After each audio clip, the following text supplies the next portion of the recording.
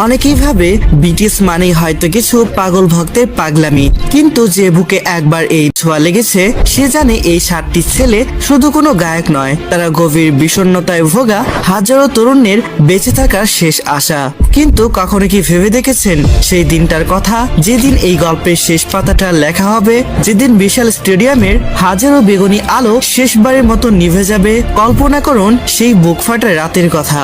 মঞ্চে 7টি ছেলে পাশাপাশি দাঁড়িয়ে আছে, কিন্তু আজ তাদের মুখে কোনো হাসি নেই, আছে এক সমুদ্র কান্না।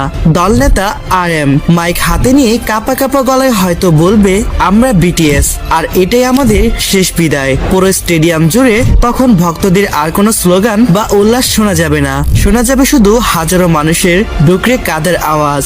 যে ছেলেগুলো একদিন আমাদের শিখেছিল কিভাবে নিজেকে ভালোবাসতে হয়, আজ তারা নিজেরাই চোখের জল ধরে রাখতে পারছে না।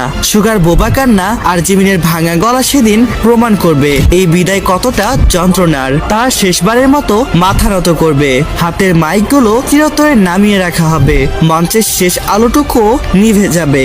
হ্যাঁ, হয়তো সেদিন বিটিএস নামের এই জাদুকরী অধ্যায়ের অবসান ঘটবে, কিন্তু ভক্তদের হৃদয়ে এই বেগুনি রঙের ভালোবাসা আর নিজেকে ভালোবাসার সেই মন্ত্র বেঁচে থাকবে অনন্তকাল। কারণ কিংবদন্তিদের কখনো মৃত্যু হয় না।